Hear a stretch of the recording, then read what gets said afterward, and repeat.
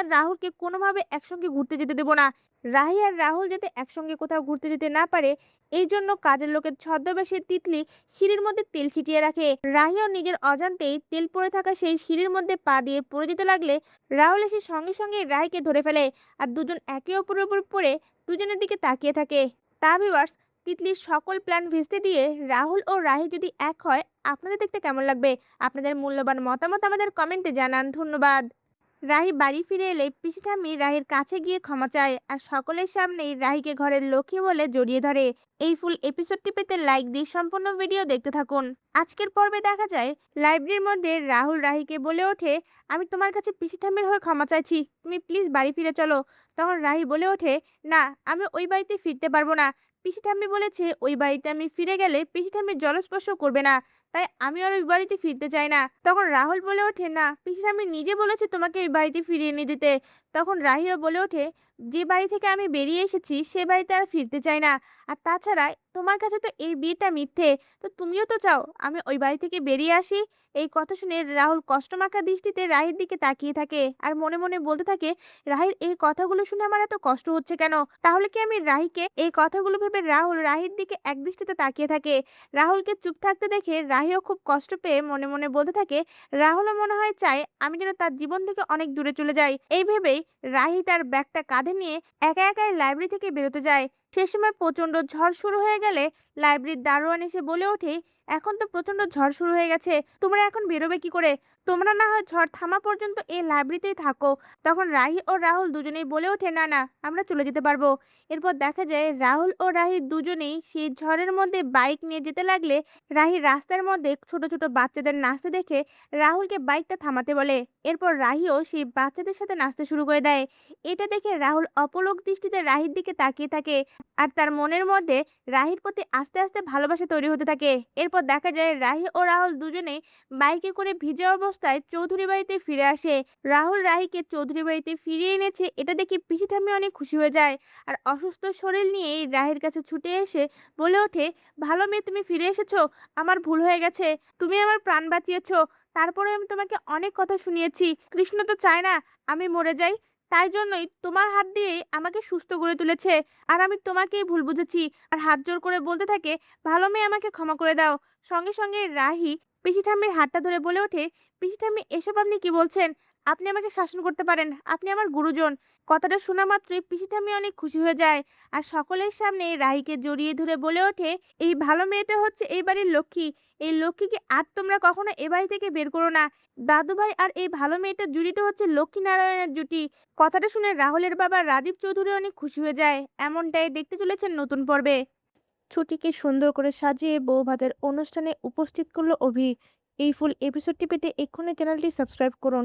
এই পর্বে দেখা যায় বউ ভাতের অনুষ্ঠানে সকলের পাতে ছুটি ঘিভাত বেড়ে দেয়। ঠাম্মির ছুটির রান্না করা ঘিভাত না খেয়ে টেবিল থেকে উঠে যেতে লাগলে তখন অভি কিছু বলতে যাবে তার আগে ছুটি ঠাম্মির কাছে এসে বলে ওঠে, ঠাম্মি, আমি তোমার কথা রেখেছি। আমি তোমার কথা মতন রান্নাঘরে রান্না না করে বাগানে গিয়ে তোমার জন্য ঘিভাত রান্না করেছি। তুমিও তোমার কথা রাখো। এই কথা শুনে ঠাম্মি আর কিছুই বলতে পারে না। এরপর দেখা যায় ছুটি নিজের হাতেই ঠাম্মির প্লেটে ঘিভাত বেড়ে দেয়। ঠাম্মি ঘিভাত মুখে নিয়ে মনে মনে বলতে থাকে, অনেক বছর পর এরকম ঘিভাতের স্বাদ পেলাম। আসলে মেয়েটার গুণ আছে, কিন্তু তাতে কি হয়েছে? এ তো আমার পরি নয়। আমি পরি দিদিভাইকেই শুধু এই বাড়ির বউ হিসেবে মানি।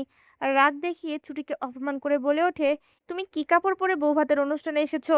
এটাও জানো না বউ ভাতের অনুষ্ঠানে শাড়ি পরতে হয়? এই নাকি এই বাড়ির বউ? তখন ঝুমকিও এই সুযোগটাকে কাজে লাগিয়ে ছুটিকে অপমান করতে যায়। বলে ওঠে, ওর কি এ বাড়ির মান সম্মান নিয়ে কোনো চিন্তা আছে নাকি?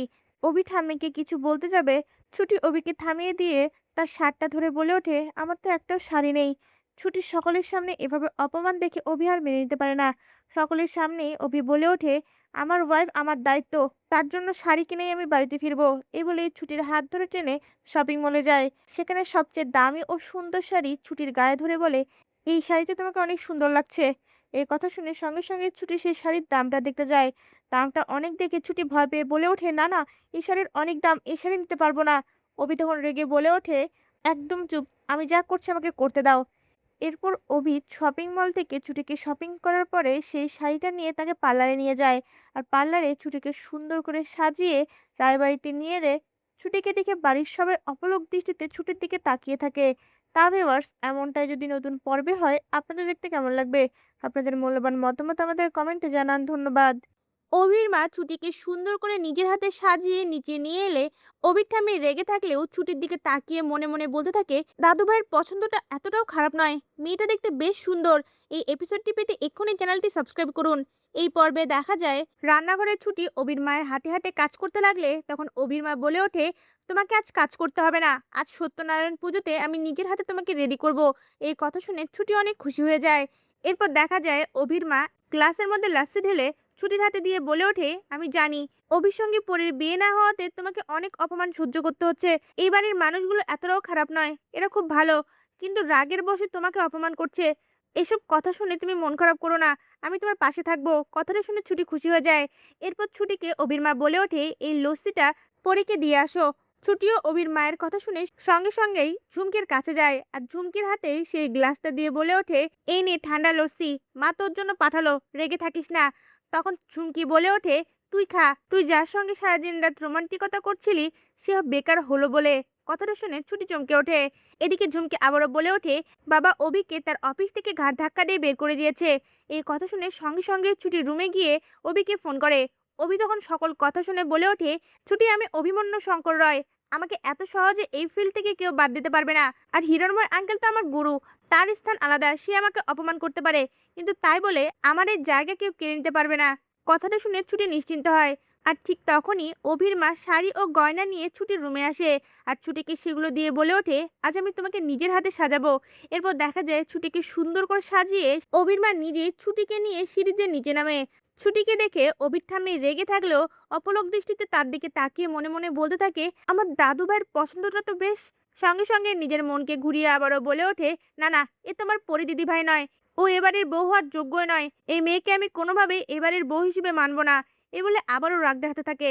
এরপর দেখা যায় অভি ও ছুটি দুজনেই সত্যনারায়ণ পুজোতে একসঙ্গে বসে আর এটা দেখে ঝুমকি কোনোভাবেই মেনে নিতে পারে না আর মনে মনে বলতে থাকে, আর কিছুক্ষণের মধ্যেই এই পুজোটা আমি ভেস্তে দেবো। তা ভিউয়ার্স, সকলের সামনে যদি ঝুমকির আসল মুখোশ চলে আসে আপনাদের দেখতে কেমন লাগবে? আপনাদের মূল্যবান মতামত আমাদের কমেন্টে জানান। ধন্যবাদ। সকল বাধা পেরিয়ে এবার এক হলো ছুটি ও অভি। এই পর্বে দেখা যায় ছুটি ও অভির মঙ্গলের জন্য অভির মা পুজো দিলে সেখানে পুরোহিত মশাই পুজো শেষে প্রদীপ ছুটি ও অভির হাতে তুলে দিয়ে বলে ওঠে, একসঙ্গে মায়ের আরতি করো। এরপর দেখা যায় ছুটি ও অভি একে অপরের হাতে হাত রেখে প্রদীপ হাতে নিয়ে মায়ের আরতি করতে থাকে। এটা দেখে ঝুমকি অনেক রেগে যায় আর ঝুমকি ঈশাকে আলাদা করে নিয়ে গিয়ে বলতে থাকে, এসব একটু বেশি বাড়াবাড়ি হয়ে যাচ্ছে না? ঈশাও তখন বলে ওঠে, তুমি তো অনেকদিন দাদাভাইকে দেখোনি, আমি ছোটবেলা থেকে দাদাভাইকে দেখে আসছি, দাদাভাই এসব পুজো টুজো পছন্দই করতো না, কখনো সেই পুজোতেই আসতো না। এখন এই মেয়েটার প্রতি এত আদিক্ষেতা দেখে আমারও সন্দেহ হচ্ছে। ঝুমকি তখন বলে ওঠে, এরা আমাদেরকে দেখানোর জন্য এতটা নাটক করছে না তো? এই সম্পর্কটা তো মিথ্যে হতে পারে, আমাদেরকে আসল সত্যটা জানতে হবে। ঈশাও ঝুমকির কথা শুনে তার প্ল্যানে রাজি হয়ে যায়। এরপর দেখা যায় পুজো শেষে ছুটি সেই প্রদীপের তাপ সকলকে দেয়, কিন্তু সেই প্রদীপের তাপ নেয় না।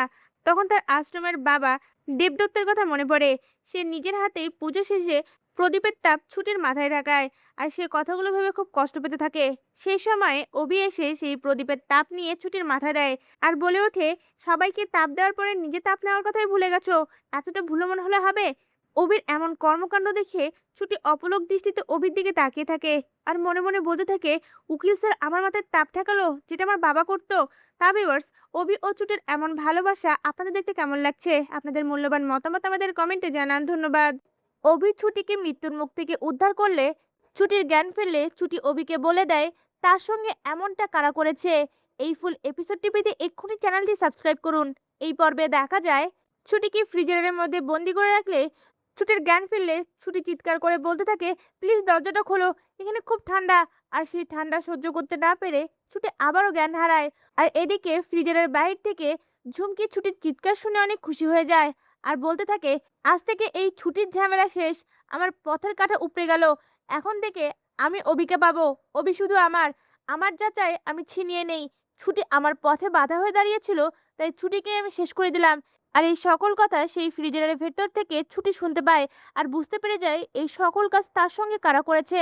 এরপর দেখা যায় ঝুমকি সহ সকলেই সেখান থেকে চলে যায় আর অন্যদিকে অভি ইন্দ্রর সাহায্য নিয়ে লোকেশন ট্র্যাক করতে করতে সেই ফ্রিজারের কাছে চলে আসে আর চিৎকার করে ছুটিকে ডাকতে থাকে। এদিকে ছুটিও অভির চিৎকার শুনতে পায় আর সঙ্গে সঙ্গে উকিল স্যার বললে চিৎকার করে জ্ঞান হারিয়ে ফেলে। এদিকে অভি সেই ফ্রিজারের ভিতরে ছুটির শব্দ শুনে ভয় পেয়ে যায় আর সঙ্গে সঙ্গে বাইক চালিয়ে ফ্রিজারের দরজা ভেঙে ভিতরে ঢোকে। আর ছুটিকে জ্ঞান হারানো অবস্থায় দেখে তার নিজের কোটটা খুলে ছুটির গায়ে পেঁচিয়ে দেয় আর তাকে সেই ফ্রিজার থেকে বের করে নিয়ে আসে।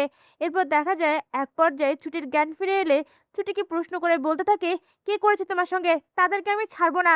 তা ভিউয়ার্স, ছুটি যদি অভিকে বলে দেয় এই সবটা করেছে ঝুমকি আর রোমা কাঞ্জিলাল, আপনাদের দেখতে কেমন লাগবে? আপনাদের মূল্যবান মতামত আমাদের কমেন্টে জানান। ধন্যবাদ। ছুটি এবার উচিত জবাব দিয়ে ঝুমকিকে তার নিজের জায়গায় বুঝিয়ে দেয়। এই এপিসোডটি পেতে এক্ষুনি আমাদের চ্যানেল সাবস্ক্রাইব করুন। এই পর্বে দেখা যায় অভি ছুটিকে বউ করে বাড়িতে নিয়ে এলে ঝুমকি সেটা কোনোভাবে মেনে নেয় না আর সঙ্গে সঙ্গে সকলের সামনে ছুটির কাছে গিয়ে রেগে বলে ওঠে, তুই আমার অভিকে বিয়ে করেছিস, তোকে আমি ছাড়বো না। তুই এখানেও আমার অভির উপর নজর দিয়েছিস। তুই যাই কর না কেন, এই বিয়েটা আমি টিকে থাকতে দেবো না। তোদের বিয়ে ভেঙে আমি আমার অভিকে কেড়ে নেবো তোর কাছ থেকে। এই কথা শুনে ছুটিও অনেক রেগে যায় আর সঙ্গে সঙ্গে বলে ওঠে, ঝুমকি ব্যাস আর একটা কথাও বলবি না। তোর কথা আমি অনেক সহ্য করেছি। এখন অভির সঙ্গে আমার বিয়ে হয়েছে। অভি আমার হাজবেন্ড। আমিও দেখি তুই কিভাবে আমার কাছ থেকে অভিকে কেড়ে নিস। কথাটা শুনে পরীর বাবা হিরণময় অনেক রেগে যায় আর সঙ্গে সঙ্গে ছুটিকে বলে ওঠে, এই মেয়ে, তুমি আমার মেয়ের সঙ্গে এভাবে কথা বলছো কেন? তোমাদের দুজনকে আমি দেখে নেব।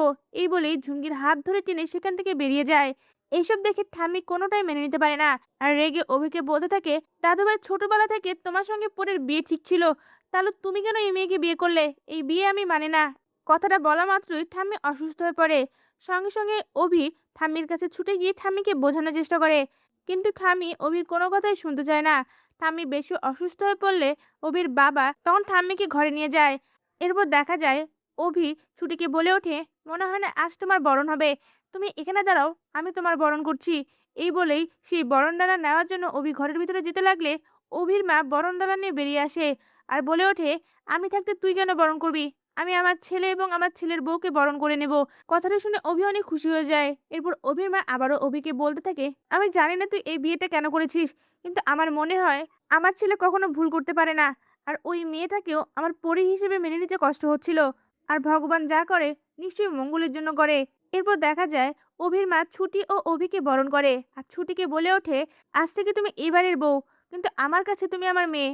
আমি তোমাকে মেয়ের মতন যত্ন করব। কথাটা শুনে ছুটি অনেক খুশি হয়ে যায় আর সঙ্গে সঙ্গে অভির মাকে জড়িয়ে ধরে। তা ভিউয়ার্স, এমনটাই যদি নতুন পর্বে হয় আপনাদের দেখতে কেমন লাগবে? আপনাদের মূল্যবান মতামত আমাদের কমেন্টে জানান। ধন্যবাদ।